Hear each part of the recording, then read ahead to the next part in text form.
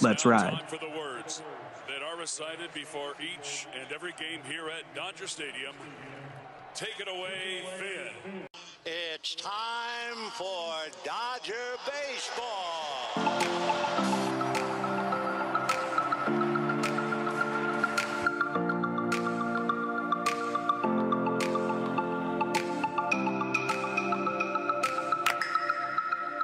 What's going on, guys? Thank you for listening to this week's episode of the Incline Dodgers podcast, the first episode to kick off the second half of Dodgers baseball. And your Los Angeles Dodgers have the best record in the National League. 60-30 is where they stand. 10 games up on the San Diego Padres, 12.5 up on the San Francisco Giants. Their next opponent, they got a 4-game series upcoming at Dodger Stadium. Today, we are joined by one of the voices of the Los Angeles Dodgers, and you know him very well. He also recently put out a book in the past year called COVID Curveball. We'll dive into that. I'm talking about Tim Neverett, who is live from New York. Tim, thanks for joining the Incline today. How's it going? Good. Live from New York, and it's not even Saturday night. So, yeah, I'm in New York because I'm headed to the Hall of Fame this weekend. I'm off the Dodgers schedule. They were kind enough to clear me to go. I was invited to do some book signings, and I'm going to the Gil Hodges family party, and also was invited to the Red Sox David Ortiz stuff that's going on. And so it's going to be a great weekend. It's really a great part of baseball when you get to go to Cooperstown. So that's why I'm in New York and not in LA right now. That sounds awesome. Jake Reiner is also in the house. He had the pleasure of attending the Home Run Derby and the All-Star Game. And I know Tim was also at the All-Star Game. So I want to hear both of your guys' perspective because I watched it from home. What were your takeaways of Dodger Stadium hosting the All-Star festivities for the first time since 1980? Well, I'm curious, Tim, if you want to take this first, because were you on the field at all, getting to interact with any of the guys? What was your experience like? No, I did that last year in Denver, but this year I decided to just take it in as a fan. And my wife and I went and we just took it in as fans. But we had seats down behind the plate. So it was really a nice spot to watch the game. We were lucky in that regard. But I think that the Dodgers did an unbelievable job of putting on this All-Star game. Everything. We went down to, I think it was Sunday, we went to Santa Monica Pier, and saw what they did down there. I didn't make it to LA Live or the convention center, but I did go to the beach part of it, and it was really cool. But I thought what they did was excellent from start to finish. I remember, though, walking on the concourse, especially prior to the All-Star game, down by the elevator behind home plate. I've never seen that many people in Dodger Stadium. Never. I don't know what the final attendance number was, but my goodness, I've never seen that many people in that ballpark at once. We went out in the center field plaza, got the Dodgers triple play special shake from Shake Shack. Things I never get to do because I'm working. I'm upstairs, and we wanted to kind of enjoy it, and it was a great time. But I do think that the way that they did things, I love the fact that. Mookie pulled both teams out on the field and wished Rachel Robinson a happy 100th birthday. I love what Denzel Washington had to say. It was a goosebumps kind of moment. And it just really, really an entirely wonderful experience from the Home Run Derby all the way through the All-Star game. And, I stayed till the very last out. And I'm glad that I was able to enjoy it as a fan for a change instead of, having to worry about working and being on, I guess you can say. But it was quite a good experience. Very happy we elected to go that route this year. Yeah, Los Angeles definitely did not disappoint with this All-Star game. I felt that I was there for the Home Run Derby, and it was just there was such buzz in the stadium. And I think that I felt that more than anything. Obviously, the place was packed on both nights, more so during the All-Star game than the Home Run Derby. But just seeing all of those guys during the Home Run Derby was amazing. Two former Dodgers, Albert Pujols and Corey Seager. It was great to see them. Great to see the ovation that Albert Pujols got, not only from the fans, but also from the rest of the players, that during one of the rounds of the Home Run Derby, during one of the timeouts, all the players kind of converged on Albert there, just to show their respect to him and what he's meant to baseball for, it seems like forever he's been in the league. And then watching Corey Seager got dealt a rough hand because Julio Rodriguez was just unreal. I mean, it's unbelievable. Yeah. I honestly, I've watched a few highlights of his during the season, but I mean, being a Seattle Mariners player, I don't really watch those games much. His swing was so effortless. It just looked like just the easiest thing in the world. And he was able to launch 30 home runs without breaking a sweat, it felt. And so Corey Seager kind of got a rough hand he was dealt to have that in the first round, because I felt that Seager had a pretty decent first round, but just not good enough to get past Julio Rodriguez. And then the battle between the two young guys, the two, pretty much the two new faces of baseball, I guess you could say, in Juan Soto and Julio Rodriguez, was just awesome to see. Obviously Soto, with all the trade rumors swirling around him, there was a lot of buzz for him. And then the All-Star game was terrific. I have my own, gripes about getting into the park and parking and all of that. But other than that, I mean, the game itself was just a lot of fun. Getting to see Kershaw pitch in that first inning was just so epic. It was just the perfect thing. And I think that it's something that all of us fans wanted to see, was Kershaw on the mound versus Ohtani at the plate. And just to see not only Ohtani get a hit on the first pitch, but then Kershaw, of course, vintage Kershaw, getting that pick off to get the first out of the inning. It was special. I was wondering what Ohtani was thinking about at first base, because I knew Kershaw was going to first base. How could he not? Right. But I think the fans got what they wanted out of that for sure. I think, to see Ohtani get a hit, I think most fans around the country watching don't realize that Kershaw struck Ohtani out twice the other day in Anaheim when he was working on his perfecto. And then to see Kershaw, with not even the good Kershaw move, pick him off so easily. It seemed like the easiest pickoff he's ever had to do. Yeah. I mean, I knew as soon as he lifted his front foot, he was going to first base. I don't know how Ohtani didn't know. I really don't know. But it was good to see him get picked off, and he pitched a scoreless first. And then to come right back and strike out Aaron Judge. And now you got instead of a man on and nobody out, now you got 2 outs and nobody on. So everything went really well for Kershaw. It all came up Kershaw in the first inning anyway. Yep. And there was a second where maybe Mookie Betts was going to be the All-Star MVP, because he did drive in the first run of the game, but that was his only at bat. Unfortunately for Tony Gonsolin, things did not go as scripted. Gave up that mammoth home run to Stanton and then a follow-up to Buxton. But I mean, other than that outing in St. Louis, that was really the only bad inning we've seen from Gonsolin this entire season. Yeah. But with Tony Gonsolin just joined a very large club. And that is the pitchers that have given up massive bombs to Stanton. That's no big deal. Look, if you're gonna lose in the All-Star game, hey, you were in the All-Star game, and you were in a position to lose or a position to win. So I think Tony understood what it was all about. He's still 11-0, and that's that didn't change. No, that's the most important thing. And I was sitting behind the plate. I think I mentioned it, but I was behind the plate, and when I was watching him pitch, I was watching his splitter.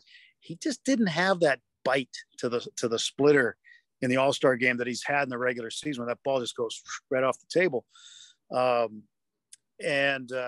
Because he had Stanton 0-2, and it that called for a splitter down. And I think he even threw a splitter, or maybe it was a changeup, whatever pitch it was right down the middle. It was not a typical 0-2 pitch you'd see from him. Yeah. And his changeup typically, especially, to a right-hander, is going to fade into the right hand. So unless Stanton times that thing perfectly and catches it way out in front of the plate, he's not going to do what he did with it. I mean, he obliterated that baseball. So whatever Tony threw him, it wasn't much. I thought it was more of a slider that just kind of was like a cement mixer, just kind of spun and didn't do anything. But you know what? That's probably why the Dodgers are elected to go with Tony as their 5th guy out of the break here, to give him that extra rest, to try to manage his innings a little bit more. He'll pitch the first game against Washington, and he won't pitch in this Giants series at all. But I think that was all predetermined in the first half, that he was going to come out, get all that extra rest, pitch 1 inning in the All-Star game, which would have been a throw day for him anyway, And, he's going to get a little extra rest, and he'll come out and face the Nationals. And I hope he can beat the Nationals based on their record. So I'm looking forward to seeing what he does in the second half. But I do anticipate the Dodgers trying to manage his load, because his innings total is at a place it's never been in his career. Yep. That is exactly right. I wrote it down how many innings he's pitched. I think it was 2018 was his career high. I want to say it was about 120, but I might be wrong there. So it's going to be a big challenge for the Dodgers in the second half, managing those innings, like you said, and not overworking him so that when I get down to the final month, he's just out of gas. Because we've seen that in the past with other Dodgers starters. I mean, Ross Stripling comes to mind. He had an all-star season the first half of 2016, I want to say, or 2018. And then had some back injuries. So that'll be definitely a challenge for Dave Roberts moving forward. I actually wanted to talk to you guys about Freddie Freeman, because what he's done for the Dodgers, and Tim's behind the scenes, so he gets to see it better than any of us here. He played all 90 games. He leads the Dodgers in WAR at 4.2. He also leads the team in a weighted run created plus of 159, team best 530 slugging, team best 397 on base, and a team best 321 batting average. So, Tim, what has Freddie Freeman really meant to this Dodgers ball club? Well, he's pretty good, isn't he? I mean, you got that right. The numbers you threw out there are like that. And what's cool is, I see Freddie. What's interesting to me is he likes to take the same bus that I do over to the ballpark on the road. He likes to go over the same time I do. Certainly nothing intentional there. It's just a coincidence. But I see him on the bus all the time. I see him around the hotel. I see him in other areas where a lot of people don't get to. And he is, contrary to what some people may have wanted to write about him, it's not like it sounded. Okay. He loves where he is. He really does. And I see him interact with his teammates in private and in certain areas. I'm on the plane with them. I see how it goes down. He's treated like one of the boys. He treats everybody like one of the boys, and they love having him around. And not only that, you throw out some of those numbers. I mean, he's got more hits than anybody in the National League, which is a pretty big number. We do like to look at the sabermetrics of things and the analytics, but also comes down to a couple of things. Hits. It's a pretty basic number, right? He leads everybody. And who's right behind him? Trey Turner and Paul Goldschmidt are right there, right? They're the top three in hitting in terms of getting hits. Runs scored. He's got a bunch of runs scored. He's picked up his home runs, his runs batted in, his doubles. Look at his doubles. He's second to only the guy who replaced him in Atlanta, and Matt Olson, right? So Freddie Freeman was such an enormous pickup by the Dodgers. And I don't know if his impact has been felt totally yet. I don't think so. I think it will be, when they raise the trophy again. And I think, they're going to be in that position. They're putting themselves in that position again this year to be able to go after another World Series. And if he has that kind of an impact, that's great. I remember when the Braves came in, was it last year? Just watching him, his first at bat launch went into the right center field pavilion. And thinking to myself, oh my gosh, this guy is an impossible out. Well, now he's our impossible out. And that's a good thing. And I love the fact that even when he was on the red carpet for the All-Stars, the Freddie chants, and everywhere we go on the road, we hear that loud and clear. Yeah. It's like nothing I've ever seen with any player at any time, anywhere, where you're cheered that loudly on the road, even in San Francisco, even in San Diego. He gets it everywhere. And it's his impact yet has not been felt. I don't believe. I think his impact will be felt once they win their next World Series. Yeah. And during the All-Star game, he only had one at bat. And even in that moment, I mean, just the majority Dodgers fans there at the game, but like you said, Freddie chants all throughout. And it's just great to see the fan base embrace him the way that they've done. It's sort of made all of the, reporting about him being unhappy here or, maybe longing to be back in Atlanta, just kind of puts that all to rest. And I'm glad, Tim, you said what you said about kind of experiencing him behind the scenes and how he's been embraced by the team.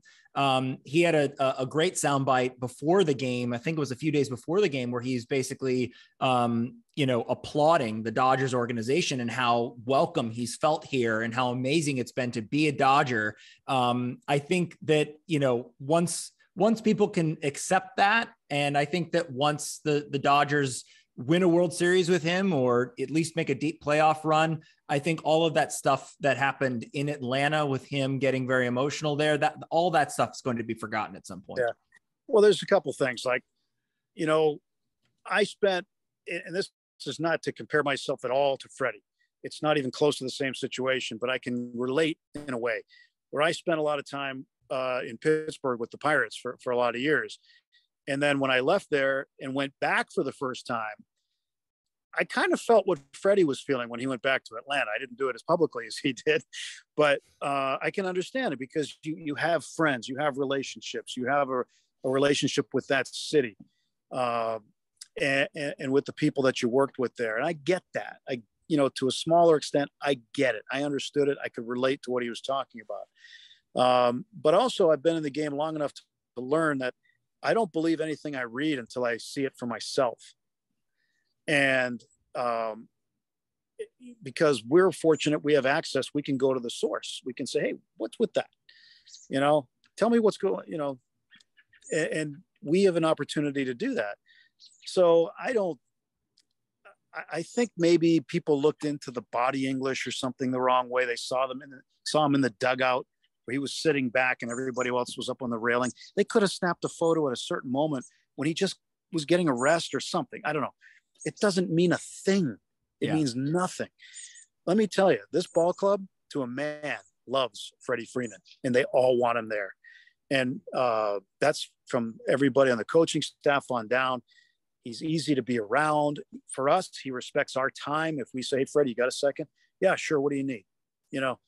So top to bottom, he's kind of like, I understand why the Braves people miss him because he's kind of like the perfect guy to have around.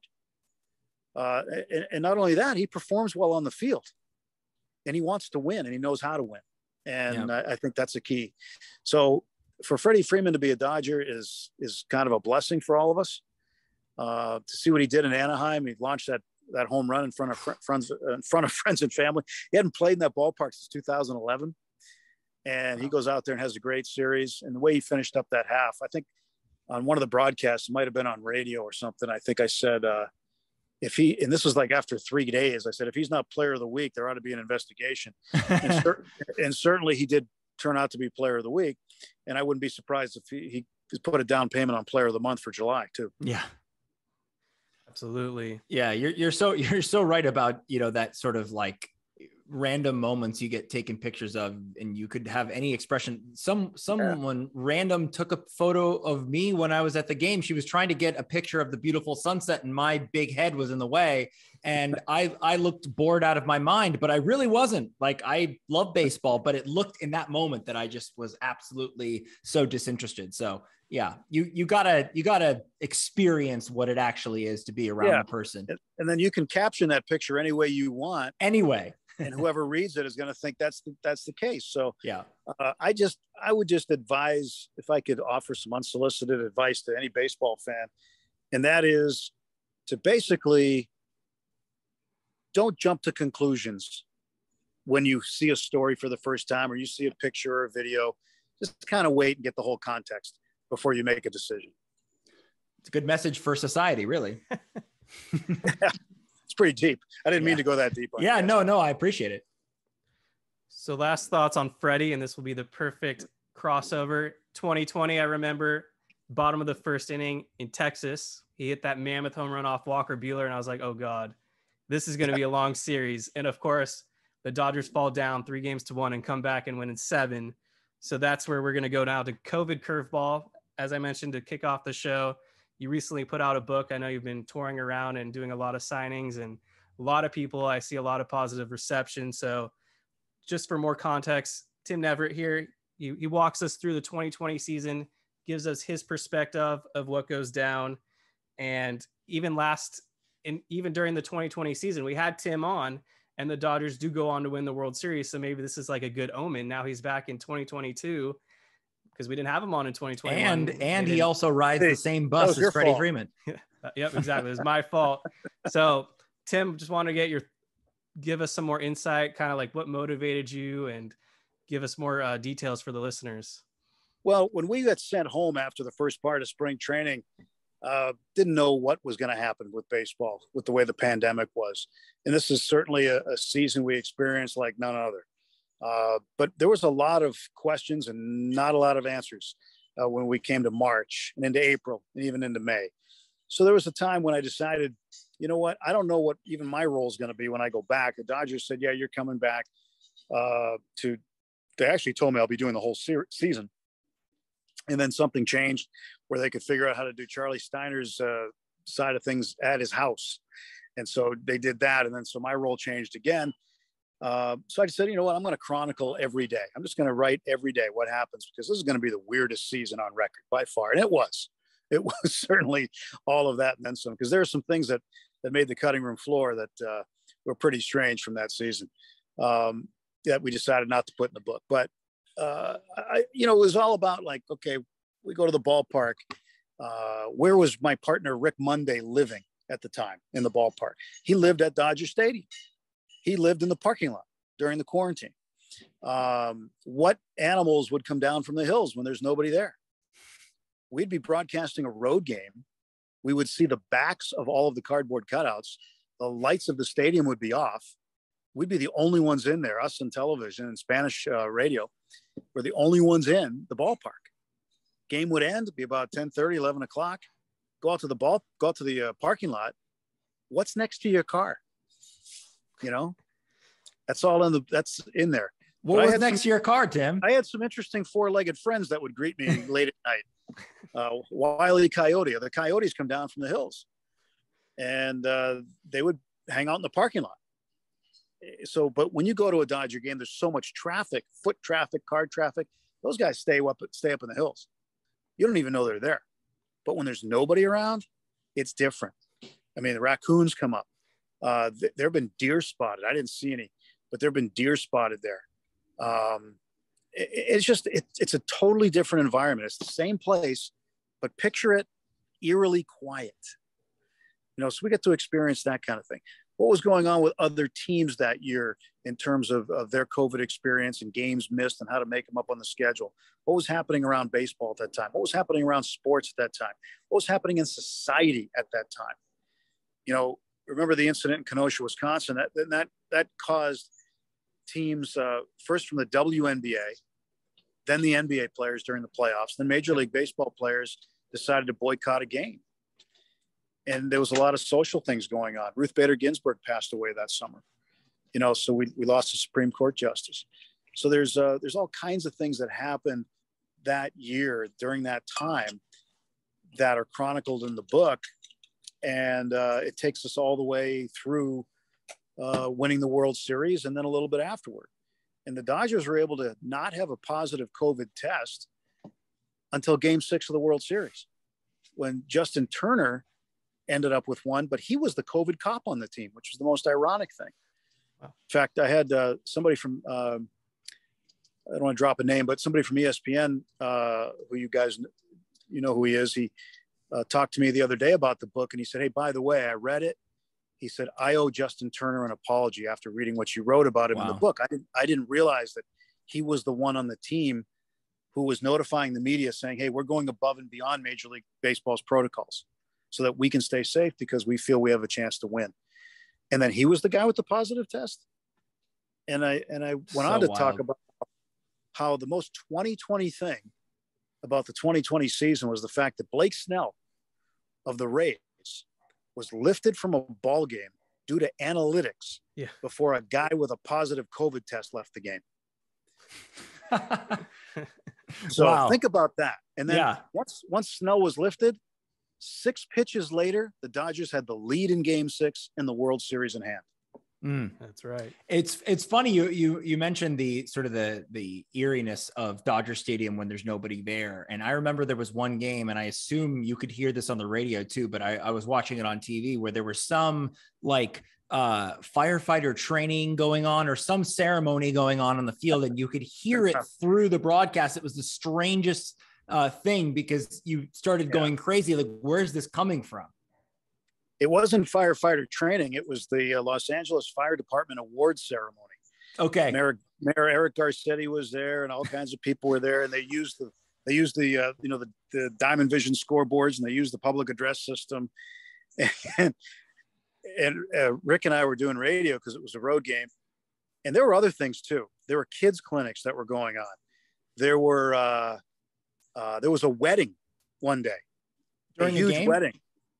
Yeah, during a road game. We're watching it on the TV monitors from wherever it was, and there's a wedding going on, and the bride comes out, and she's making it rain. You know, she's like taking dollar bills and going like this all around the on deck circle, and these are things that we saw during that year. And then the next year too, because we didn't travel in 2021. And I remember a series in Miami. Rick and I are at Dodger Stadium, and we're playing the Marlins, and the TV monitor goes out.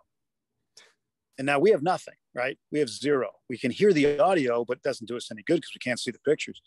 And so by the fourth time this happened, I was trying not to say anything, trying to just kind of get through it.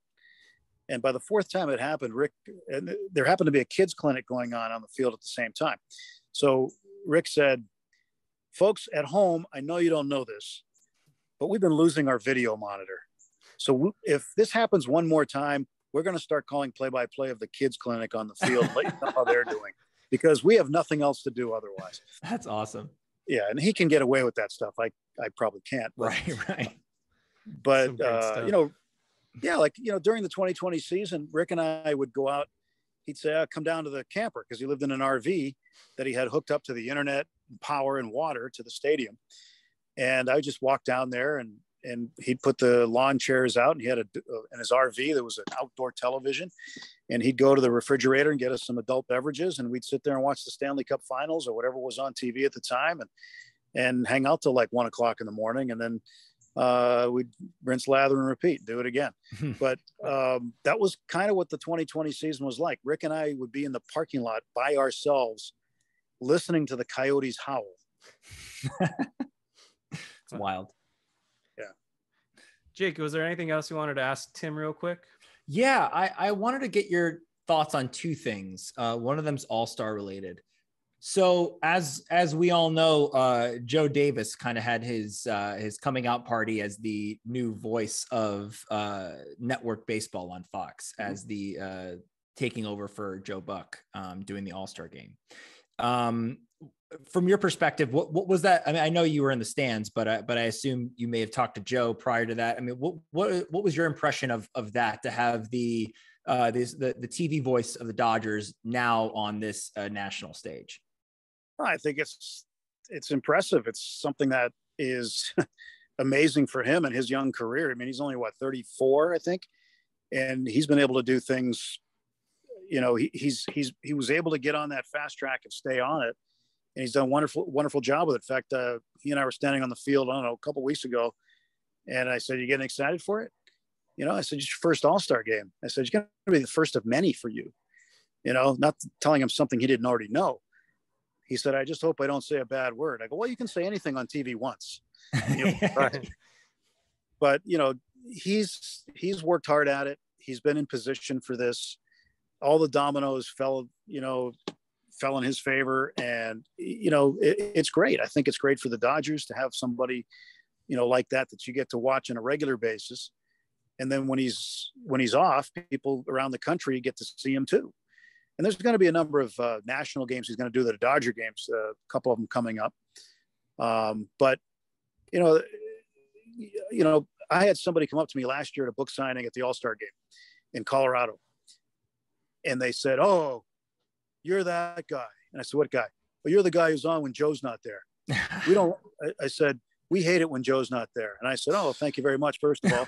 And I said, "Secondly, do you really like Joe?" And the guy went, "Yeah, I like him a lot." I go, "Then why aren't you happy for him?" Right. I go, do you understand what this does for his career, for his family, for all these things? If he gets an opportunity to do that, why would you be so selfish? Guy was from Albuquerque. I said, you're sitting there in Albuquerque, New Mexico, just selfish because your favorite announcer isn't on that one night out of 162. I said, you should be happy for the guy. And he had a whole different perspective after that. And I said, I get the score right too. So, all right. That's right. I was gonna say, Tim, because there was one game last season that I felt was your best game that I've heard you call, and it was the 1+4 game. That's what I was gonna ask him about. So yeah, there we go. It was a game against the Padres, of course. And I was at that game, but I listened to your calls afterwards, and just the way that you built the drama in those moments, and your voice was more excited than I've ever heard you. And I assume you were just overcome with the emotion of how improbable that comeback was. And one of the calls that you kind of now go back to a lot is whenever Max Muncy hits a home run, you say Maxwell swinging the silver hammer. And that's one of my favorite calls. And I just kind of wanted to know, like, where did that come from? Did that come just kind of naturally when you were calling a game and Max Muncy hit a home run? How did that come to be? I'll tell you who I stole it from, and that's Dieter Rule. Really? Yeah, he was Max was at the plate one time. I can't remember the exact time, and I heard him playing it on the organ. The Beatles song, Maxwell's Silver Hammer, bang bang, Maxwell's Silver Hammer. And Max uses a gray bat, which is sort of silver. It's not silver, but it's more silver than a brown bat would be. Right. And one day I just threw it out there. And I think I actually threw it out there on radio once before I even did it on TV, but typically nobody ever says anything until you do it on television. So, right. Yeah, I just kind of threw that out there and got some positive response on it and said, I'll do that again. So I'll do that from time to time with him. And I think he likes it. I've talked to him, I think last year it was, maybe, I think I may have talked to him about it, but I think with that particular game, the way that they came back in the game, it gives any broadcaster an opportunity to show emotion and to really get excited. That was a wild game. Unbelievable. And the other part about that game is the 4+1 game. It was Nomar, right? Yep. And who was in the booth with me for the 1+4? It was Nomar. So and it was the Padres. Team. Yeah, same team, the Padres. So it all lined up. So if there was one guy in the world who can give me perspective on what we were seeing, he was sitting 3 feet to my right. Right. Either him or Marlon Anderson. Yeah. Right. But it was amazing that it all kind of fell that way. But I think a lot of it is because I don't do as many games on television as Joe. I don't do a full season. I'll do 30, 35 or whatever the number is going to end up being by the end of the season. My opportunities aren't always there to get that big game. So sometimes games are a little more routine than others, and the call is a little more routine than others. I think that's the same with every broadcaster. I don't care who you are. If you've got a 7-2 ball game where you got out to a 5-0 lead and never trailed, and it's just, it's a ball game. It's a good ball game, but there's not a lot of great moments in it. When you come back that way and hit 5 home runs over the last 2 innings, 4 of them in a row, you've got to rise to the moment. And that's what I tried to do. It was like, with Kershaw's, working on the perfecto the other day in Anaheim, you try to rise to the moment. And I don't get too serious about that stuff until we get about the 6th inning, 7th inning for sure. If somebody's through 7, they got a shot. They got a real shot at it. I've been down this road many times. And of course I get blown up on social media, people killing me saying I'm a jinx. But there's no such thing as a broadcaster's jinx. There never has been with the Dodgers. Vince Scully never, ever shied away from that. And it's a Dodger tradition. Joe doesn't do it. Charlie Steiner's never done it. Rick Monday doesn't do it. Jaime Jarrín doesn't do it. You tell the people what's going on because they deserve, especially on radio. Yes. They deserve to know. So, and on television, I'll tell you a funny story. When I was in Pittsburgh, we had a left-handed pitcher by the name of Jeff Locke, who was pitching a no-hitter through 6. And producer says to me, hey, don't say anything, lay out, don't say anything. We're going to do something kind of dramatic on the way back. I go, okay. So they focus on the 0 on the scoreboard in the hit column. And then they zoom out and they've got this dramatic music going. And prior to doing that, they had shown some of his strikeouts back to back to back. And I just, with dramatic music. So they just told me, lay out, don't say anything. So I didn't say a word. And I hadn't said a word. And the very first pitch he throws of the 7th inning is hit up the middle for a base hit. Oh. I hadn't said a word yet. And this was right when Twitter was starting, right? It was getting to be a big thing. I had people wanting me fired. No. And I didn't say a thing. That's all the guys in the truck doing all that dramatics. I didn't say a word. Yep. But I don't believe in the broadcaster's jinx. I never have. It's like, when you're doing basketball, hey, this guy's made 10 free throws in a row, clank, right? That's not my fault. That's the guy who shot the free throw, right? Yep. Same thing in baseball. I didn't throw that pitch, or I didn't make that swing. If my words were that powerful, I'd be playing the lottery every Wednesday and Saturday. So, and winning every Wednesday and Saturday. But I was going through some of them, and Jessica Mendoza, who was working with me the next day, we were talking about it, because she knows what it's like to get blown up on Twitter too. We were just laughing about it and having some laughs over some of these comments. But it's not like we worry about it because we know it's not a true thing. It's just that, some of the notes that I got were rather foul and threatening even, but it's like, guys, catch a clue. It's a baseball game. Things happen in a baseball game, not because the announcer says anything. Right. Awesome. All right. And, Tim, if Joe was announcing, it would have been a perfect game, right? From that guy in Albuquerque. Yeah, I didn't get that one actually, but no, I think that I still think that Luis Rengifo would have had a double to left. Oh, no matter who was announcing that game, it still would have been a double to left, and the perfecto would have been broken up. All right, Tim, our meeting is about to run out of time, but we really appreciate you joining us today. I wanted to ask real quick, trade deadline, do you think they pick up an arm, a reliever, a bat? Any perspective? Yeah, I think that Andrew Friedman's done an amazing job at being able to get players without having to give up much or anything from the major league roster. I think that they don't invite me in those meetings, but I think those meetings are happening, and I think that they're working hard to try to make this team the best team they can. Whether it's another arm, but don't forget, Dustin May is on rehab right now in AAA, so he's coming back soon. Andrew Heaney's going to be back soon. They're going to have some arms. Blake Trinan's going to be back. Tommy Canley maybe as well. So I think the arms are going to be okay. I'm just wondering about, getting another bat somewhere too. Yeah. Agreed. A bat or two, but I think the Dodgers will do something. I don't think they'll sit on their hands. For sure. 100%. Tim, hope you have a great time in Cooperstown. Once again, thanks for joining us and keep killing it. You're doing great this season. Love listening to you. So wishing you a best second half. Yeah. Thanks a lot, Tim. I appreciate it. Oh, thanks very much. And if you don't mind, I'm with a friend of mine, Eric Sherman, who has a book on the Red Sox called Two Sides of Glory and the 1986 Red Sox. And he and I are doing a side-by-side signing on Main Street, both Friday and Saturday evenings in Cooperstown, and then going to the induction ceremony and going to the parties and all that stuff. But, still have some books left. If anybody wants a signed copy, they just can DM me on Twitter and we'll get it done. Great. Awesome. Thanks, Tim. Thank you, Tim. Thanks, guys. Appreciate it. COVID Curveball, everyone. Make sure to purchase Tim's book. You can probably buy it all over the place. I know for a fact it's on Amazon. I will post a link below. And like he mentioned, just DM him and he'll hook you up with a signed copy. So who wouldn't want that opportunity? Tim's out. David Rosenthal is in. We already talked about the All-Star festivities and all that. So I'm going to keep the show going and we're going to move on. We talked about Freddie Freeman quite a bit. Trey Turner came up briefly, but he's had an exceptional first half as well.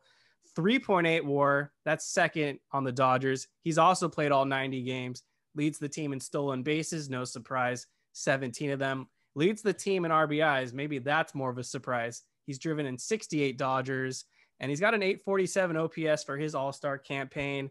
Any thoughts on Trey real quick? Otherwise, I'm going to run down the list for more of these Dodgers hitters. Will Smith, snubbed big time out of the All-Star game. Might be having the best first half of all the catchers.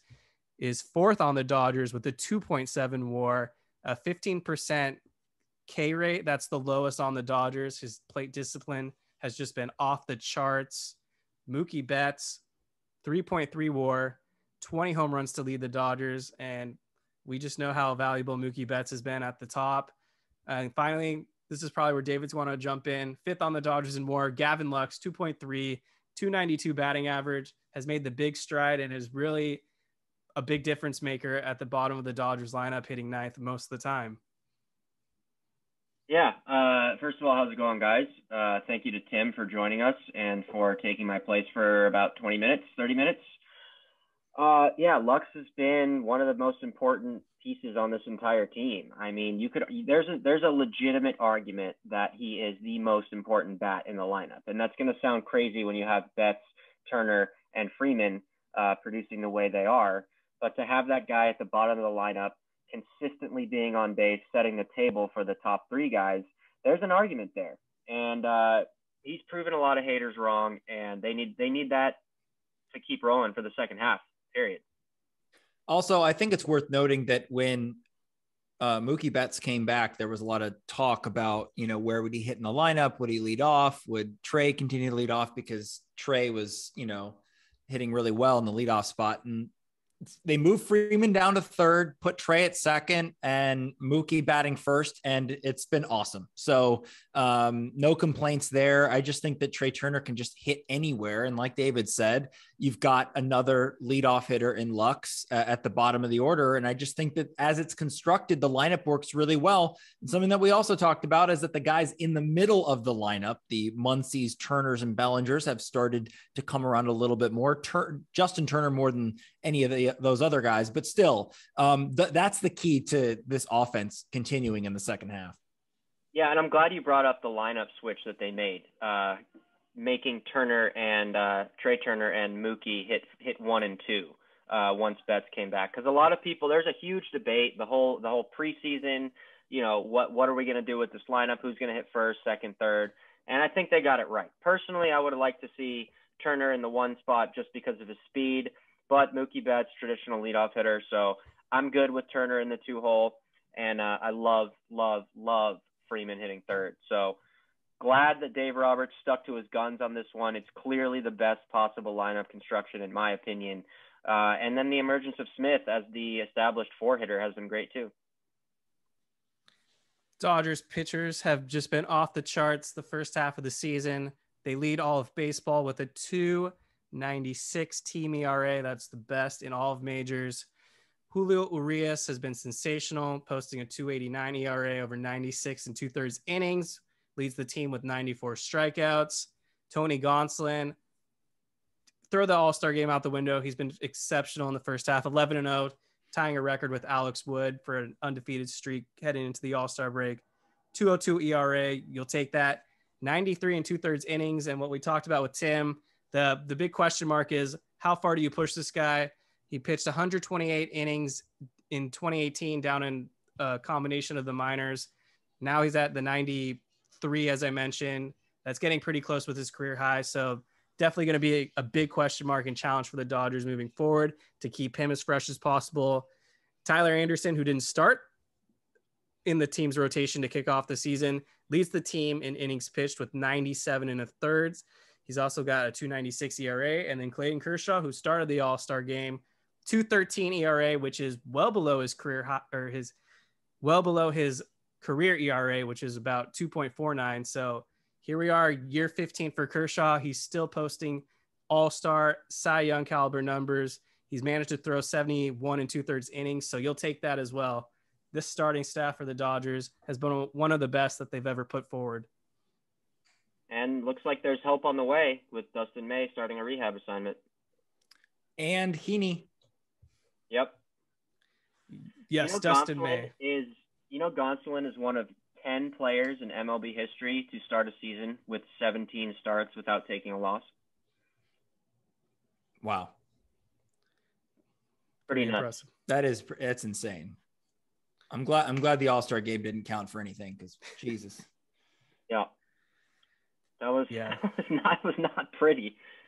Dustin May is going to be throwing 3 innings down in OKC, I believe, or some type of rehab. So 3 innings is big, given that he had Tommy John surgery very early May in 2021. Here we are 14 months later.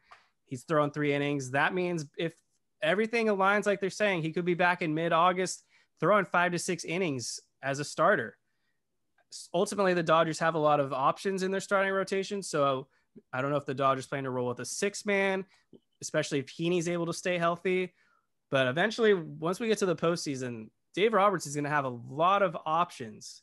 It's not going to be the traditional having to rely on your starters going 6 to 7 innings every time out. He can essentially squeeze 2 guys in. Which is scary, right? Yeah. We agree that that's scary. Dave Roberts with a lot of options in the postseason in terms of pitching is legitimately terrifying. Yeah, too many options. The one thing I wanted to pose to you guys real quick is, why not go to a 6-man rotation? I mean, what is the thinking there, analytically speaking? Because it's been a 5-man rotation pretty much since, not forever, obviously, but for a really long time, there's been the established 5-man rotation. It would seem to me that if they wanted to give guys like Urias and Gonsolin, who are always, reaching new milestones in innings pitched, and they're having to be used every 5th day, that the extra day of rest would actually help them. But I'm curious as to why they haven't gone to that yet. I think it's a combination of 2 things. One, they haven't had the health. It always seems like they have 5 starters, and then everyone else is on the IL or rehabbing.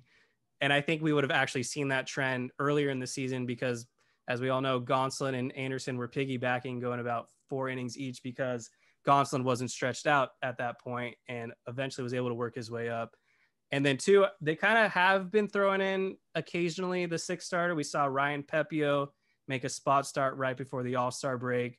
So it's one of those things where, you have Pepio, Michael Grove earlier in the season, but hasn't really been polished yet. So I think it's just it comes down to they just need that 6th arm. They haven't really had that guy yet. Right. But with May and Heaney coming back, you do have that surplus. Yeah. I think they will go that route. See.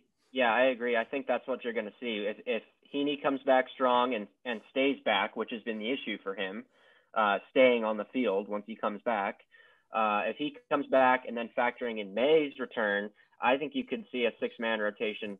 I think you're almost certainly going to see a 6-man rotation. And that's not even factoring in if they acquire someone at the deadline. Yep. Shout out to Dodge 16_12 asking us about Tony Gonsolin and his innings concern. That was a great question. So hopefully we answered that one for you. The Dodgers, the Giants, they're meeting for the 3rd time this season. Last time they faced San Francisco up in the Bay Area did not go so well. The Giants swept the Dodgers, and the Dodgers seem to have a million runners stranded on base, bases loaded, nobody out, couldn't score, extra innings, lose. But here we are, 4 games at Dodger Stadium. We've got the pitching probables now. Carlos Rodon facing Mitch White. We've seen Rodon twice this season, 12 innings, 2 runs, and 11 strikeouts. And then finally, we're going to get to see Logan Webb, who has not faced the Dodgers this season, has had a pretty respectable year, 9-3, 2.83 ERA. He'll face Tyler Anderson, Alex Wood, about a 4.20 ERA, taking on Urias, and then Alex Cobb against Clayton Kershaw. That is your 4-game pitching probable. First of all, do you think the Dodgers will play better against the Giants this go around? And secondly, just give me some of your who's going to step up and any predictions you got. David? So, yes, is the answer to your question. I think it'd be impossible for the Dodgers to play worse against the Giants. I think last time they played them, they caught them in the Dodgers' worst stretch of the year. I mean, that's when you lose the series to Pittsburgh, and you get swept by San Francisco. So, yes, I think they're, at minimum, going to split here. I think tonight's matchup is a little bit tricky for the Dodgers. They were on a super hot streak, 15-2 to come into the break. You have those 4 days of downtime, and you have your number 5 starting against basically the Giants' ace. So I think today is a little bit of a question mark. But going forward for the last 3 games of the series, I think you're going to see these guys stay hot, and I think they take 3 out of 4. I think the key is going to be basically not allowing the Giants back into this race at all. And I know that they have a pretty big lead at this point, but with that sweep that they had that we've been talking about, they kind of gave the Giants a little bit of hope, a little bit of daylight that they could get back into this NL West race. And I think that they just got to, take it to them. I'm a little worried about Rodon out of the gate because he is a really good lefty, and the Dodgers, have struggled against really good lefties. So I wouldn't be surprised if they kind of, come out flat offensively. If they're able to get to the Giants bullpen, if they're able to get Rodon out of the game, hopefully they get his pitch count up, even if they don't score any runs, they work the count, they make sure that they get on base. But, with Mitch White, who, I'm somewhere in between the two of you guys when it comes to Mitch White. I know David's very high on him, Kevin, not so much. I really do like him, and I think he is a really decent pitcher. But there is the tendency for him to get rocked. And so with the Dodgers offense, coming out flat potentially against a good lefty, I think it's going to be key for them to try and score and get a lead.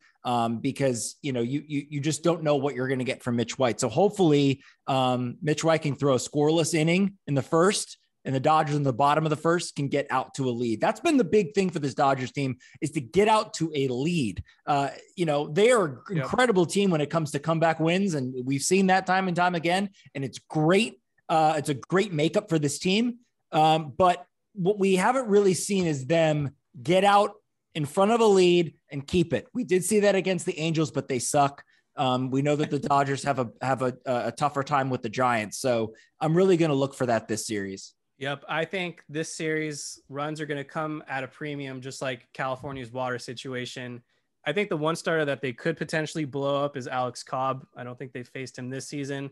Kind of reminds me of Desclafani. I butcher his name, but similar to last year, they always seem to get that guy. Cobb is very similar. You actually nailed his name this time. Sweet. But yes, Rodon, tough. I already read the stats, and they're starting Alberto and Thompson. So Lux is on the bench. David mentioned how valuable he is. Well, he's not starting today for some reason. And then, Logan Webb, we haven't seen this season, but we know last year he always got the Dodgers swinging and missing with his slider. So I definitely think they can beat Alex Wood and Cobb. I think Logan Webb is the big question mark. Can they get some runs off him this go around?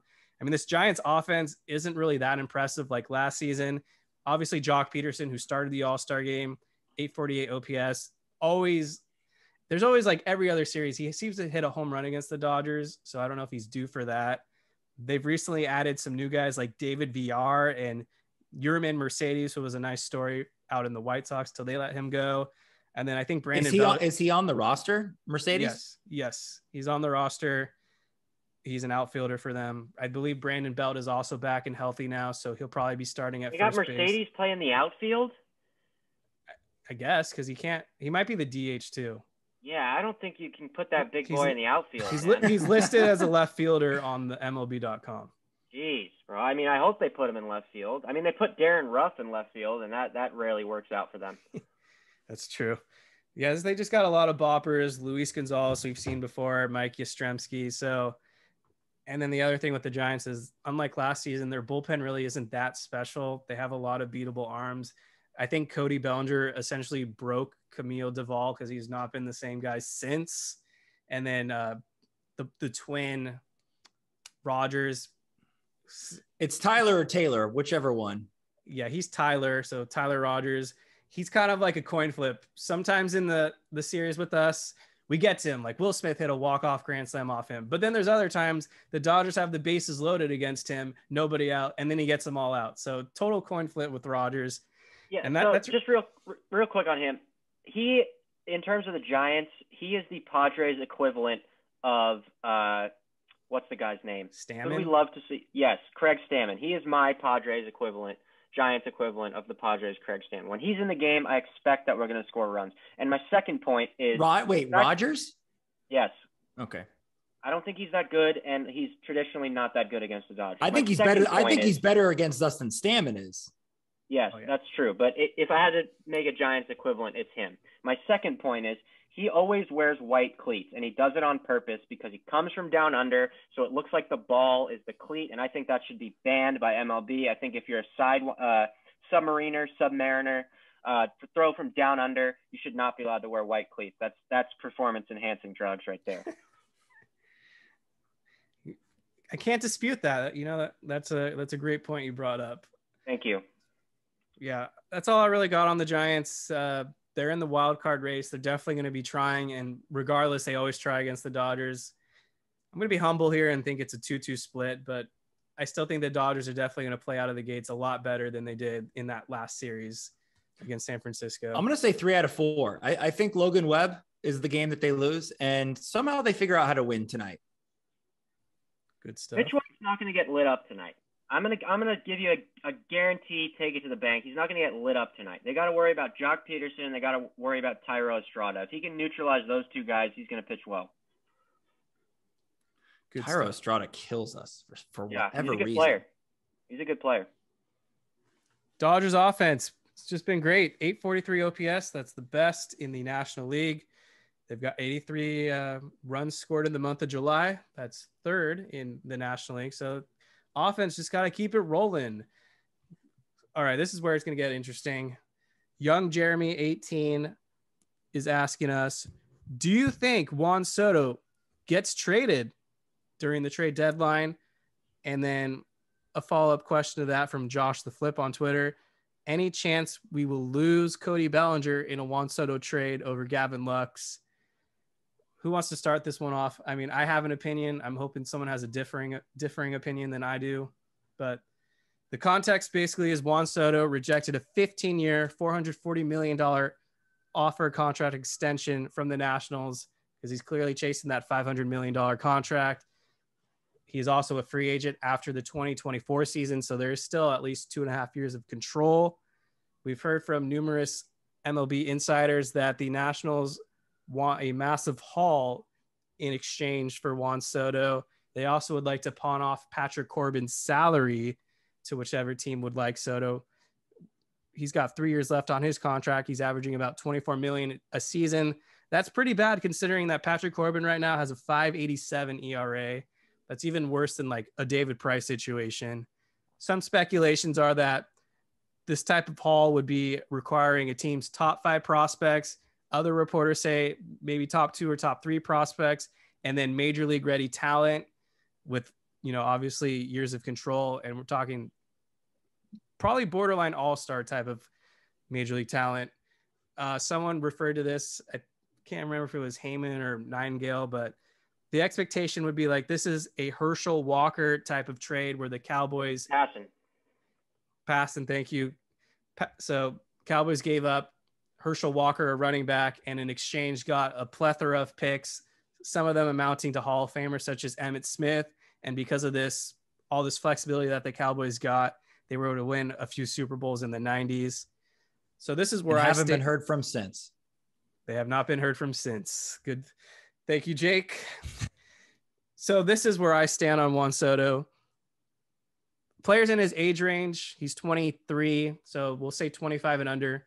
Without a doubt, he's the best player in that class. And I believe in terms of WRC plus for players 23 and under, he ranks 7th or 8th all time. And it's a 159, I want to say.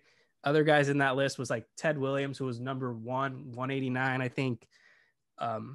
Albert Pujols was definitely in there. And then some other big names that you would recognize. So first of all, to answer the question, I do think Juan Soto is getting traded this deadline. I think he's just too big of an impact player, and someone is going to feel like this will put them over the top to win the World Series. I do not want the Dodgers to make this trade for Juan Soto, and I'll list a few quick reasons why. First of all, depth wins. The Dodgers are going to have to give up way too much. I've seen anywhere from having to surrender Lux or May, and then Bobby Miller, Cartaya, Vargas, Pages, Pepio go down the line. Yeah, maybe the Dodgers have Soto now and are awesome. They don't really need him in the lineup because their offense is already great. I already discussed that. But yeah, maybe the Dodgers get to a World Series, but where are they going to be in 5 years from now? If you're giving up all your top prospects, what's going to be the young talent to fill in the role when the current guys are too old to put up decent numbers? And then if there's a pressing need, now you traded all your prospects, who do you have left to really trade to get such as a bullpen arm or a starting pitcher that you're now lacking because your depth is just depleted. So maybe it's awesome in the short term, but in the long term, it really scares me losing all your trade chips. Defensive wise, he's not really good. He's actually last in baseball and outs above average. I think for his career, he's also got a negative 21 defensive runs saved. That scares me in the long run. Is he going to be a DH? Are we paying $500 million for a guy to just be our designated hitter? And then I already mentioned this team is already great. Does Juan Soto really move the needle? Can they win the World Series without him right now? I think so. So is this just an overkill? And then I don't want to see Patrick Corbin pitch for the Dodgers. I do not want that bad contract. Do not want this whole David Price situation where it's just Patrick Corbin's dead weight. What do you do with him? So here's my take on Juan Soto. There is the school of thought that Kevin just posited, which is that the Dodgers would have to give up way too much for him. And then there's the other school of thought, the other side of this argument, which is you get Juan Soto for a couple of years of control and you get to compete for those years, even if you don't re-sign him or extend his contract. And to get a talent like Juan Soto, you never get an opportunity like this where a guy in the prime of his career at that age, 23, is available on the market. You just never see that kind of stuff. But where I fall on this is I'm more on the side of Kevin. The Dodgers can win a World Series without Juan Soto as currently constructed. Now, I do think that they should add some pieces, and I think that those pieces should be in the bullpen, which we've discussed ad nauseum. Maybe add a bat, maybe an arm, but you don't need Juan Soto to win a World Series now. I don't want to get rid of Gavin Lux. I don't want to get rid of Dustin May. I don't want to get rid of Miguel Vargas. I don't want to get rid of Bobby Miller. Cartaya, you could sell me on because he's a catcher and we already have Will Smith. So it could be like a Keibert Ruiz type of thing last year where they packaged him with Josiah Gray to get Scherzer and Trey Turner. But I just don't think that it's worth it. Now, do I think he's going to get traded? I think so. I think the Nationals are wanting to get rid of that and start over for whatever reason. I don't know why they've gone this way since winning the World Series in 2019. They've just kind of fallen off the map since then. I think from what I've heard, it seems like the front runner would be the Padres. Because I think that Mike Rizzo knows full well, and I think the rest of the league knows full well that AJ Preller is desperate at all times and will move any prospect no matter what they're, however good they are and where they rank and all that stuff. I also heard one thought that they, I'm not saying that this is what they're thinking, but there's a possibility they could throw Fernando Tatis Jr. into that deal and get one.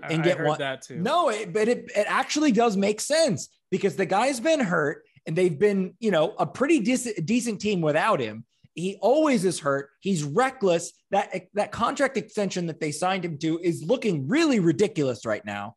Plus, you give that to the Nationals and they were going to pay Soto anyway a shit ton of money, so that they just take on that contract. And now you have Fernando Tatis Jr. Now your fan base isn't as upset as they would be had you just given away Soto for prospects. So I don't know if the Dodgers are going to trade with the Nationals to block the San Diego Padres.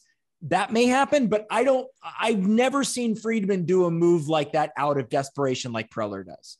So before I get into my thoughts, that's not going to happen. The Tatis swap. I'm not saying it's going to happen, but I'm saying it makes sense to me. It makes no sense for either team. It's a lateral move for both teams. Why would you trade? If you're the Nationals, why would you trade Soto for Tatis? And if you're the Padres, why would you trade Tatis for Soto? It makes no sense. You're basically inserting guys who have basically comparable offensive firepower and, frankly, comparable defensive liability, if you want to call it. What do you get out of that? I don't understand what you would get out of that. For the Nationals, you would get long-term.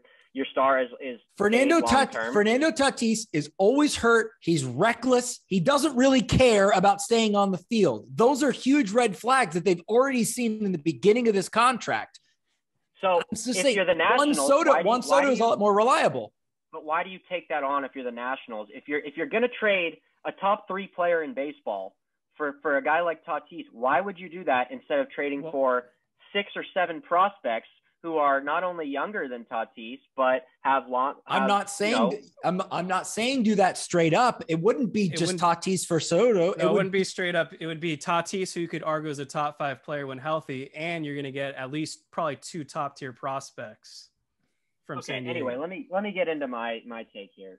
So to answer the question, I am fairly confident they are not going to trade Juan Soto at this deadline. Scott Boras was on his best friend John Heyman's podcast, and he basically implied that because the Nationals are in the midst of being sold, that throws quite a bit of a curveball into this process, because new ownership might not necessarily want them to trade Juan Soto. This is your franchise player, a guy who helped you win a World Series less than 3 years ago, and that's going to complicate any kind of sale, especially, a sale of a professional sports team. So no, I don't think he's going to be traded. My take on if the Dodgers should trade for him, I think they should, under several conditions. I think you have a list of untouchables, and for me, that list is Dustin May at the very top of that list. I do not care if he only has 3 years left of control. You do not trade that guy. If anything, you pay Dustin May before anybody else on this roster. Secondly, Gavin Lux, I would not trade at this point. He's shown that he belongs in the majors. He can play shortstop if Trey Turner leaves, and there's your shortstop for the next four years more if you want to extend him. And then the other guy I don't want to trade is Bobby Miller, just because you look at his pure stuff. You put him with 1 or 2 more years with the Dodgers, the pitching development staff, and Mark Pryor, and that's a budding superstar. Now, if you can get Juan Soto while keeping those 3 guys, you absolutely have to do it, period. My final condition, if you're going to trade for Juan Soto, you got to pay him. I'm not okay with giving up 5, 6, maybe more prospects if you're going to keep May, Lux, and Miller, giving up 5, 6, 7 prospects only for 2.5 years of Juan Soto. Yes, it's 3 postseasons, but if you're gonna invest in a player in terms of giving up 5 or 6 pieces to get him, you better make damn sure you're going to pay that guy. And what that means is Trey Turner's contract extension would be non-existent. He would be walking in the offseason. You move Lux to shortstop, and your outfield consists of Soto and Mookie Betts and Cody Bellinger for at least 1 year, while you have Freddie Freeman locked up, while you have Will Smith locked up, while you have a ton of pitching. It's a no-brainer. If you can pull it off for the right pieces and you can pay him what he wants, which is north of $450 million, then you have to do it. He's one of the best 3 players in baseball. Probably the best hitter in baseball. I have a couple issues. One, is it really wise to walk up Betts, Freeman, and Soto? That's probably $90 million in payroll for that long term. All it takes is one injury, 15 years, and let's say he gets hurt in year 3. Now you got stuck with that for 12 years. That's going to set the franchise back for a decade. Well, you have the same argument for Mookie Betts. They locked him up. That's one. I'm saying now you have both of them. Either they're both susceptible. Now you're doubling the risk. It's not going to be a 15-year contract. I think that was one of his gripes. He doesn't want a 15-year contract. He wants a higher AAV, and I think he's going to get around 12 years. I think if he's a free agent by age 35, he can always sign an extension down the line, throw in an opt-out or 2 or there. I don't think he wants the 15-year deal. I think the Nationals did that to try to lower the AAV on the salary. I think the $500 million is a requirement. I think there is some type of legacy here. He wants to be MLB's first $500 million player. Right, but if he gets traded to the Dodgers and they're at $480 million, he's not going to say no to that.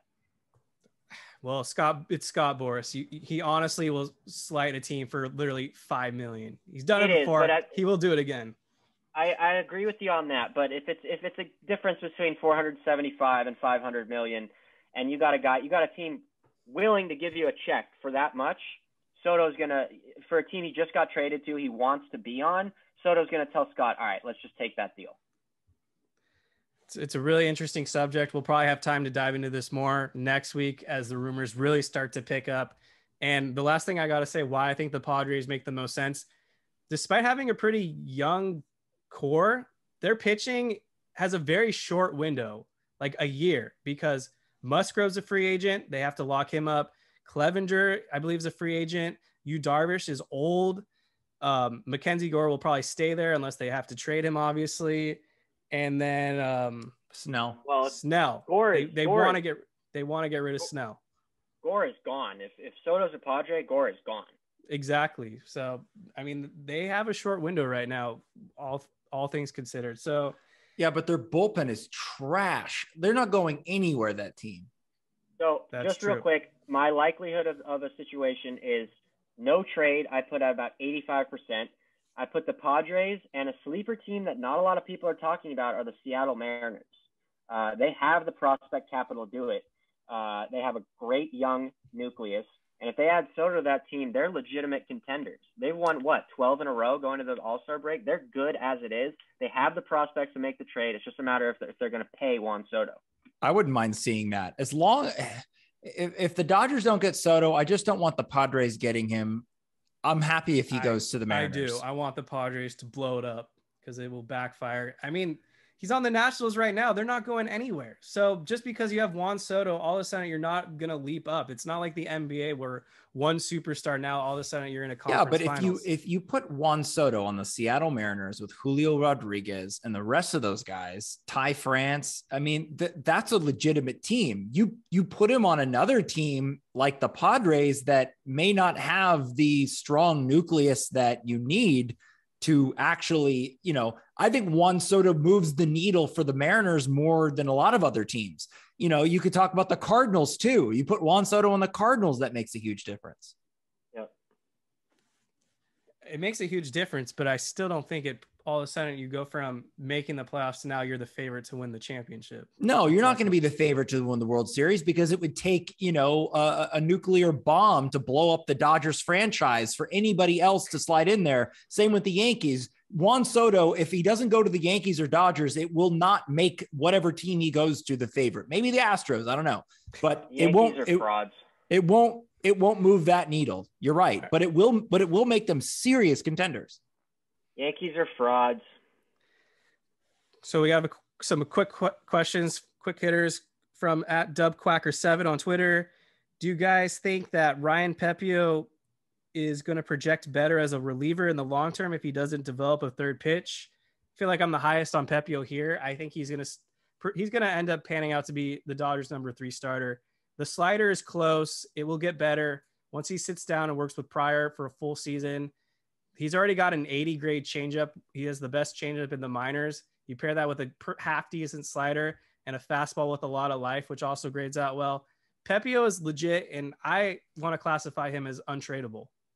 I think he's going to be a starter too, and I don't think he needs another pitch. He just got to command the ones he has already.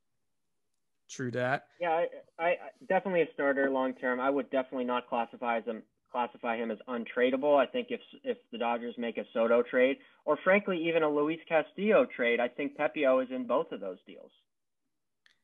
I don't think he will be. I think they have enough prospects to make it work for Castillo, but we are running out of time here. I would even potentially consider trading Cartaya straight up for Castillo, which I know a lot of Dodgers fans don't want to hear, but if we do have Will Smith and they just drafted a catcher in the first round, they're going to be fine long term.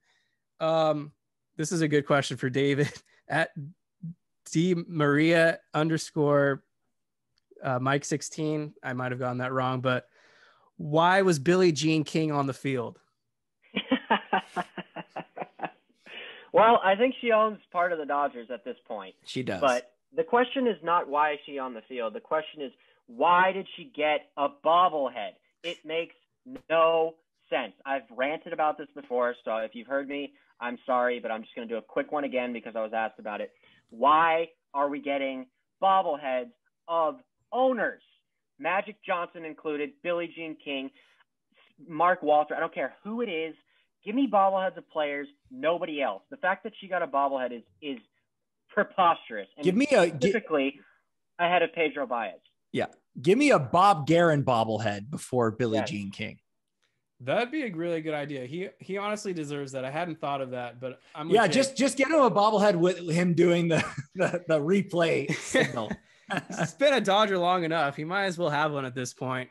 All right, guys, we're out of time here. Thank you so much again to Tim Neverett, and subscribe to the Incline Dodgers podcast wherever you listen. This will be on YouTube as well. Give us a 5-star rating. Boost us up on the charts, please. Dodgers second half starts in about a half hour when they play the Giants. So, guys, thank you so much for listening. Presented by Fansided. Go to Dodgers Way. Listen to the read their content and rumors. Trade deadline season next week. We'll get you covered and ask us questions on Twitter or wherever. So everyone have a great week. Go Dodgers.